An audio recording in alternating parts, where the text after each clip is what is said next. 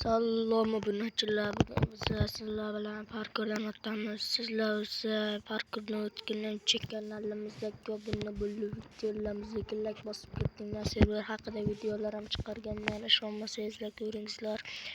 Xullas parkurdan o'tishga boshladik.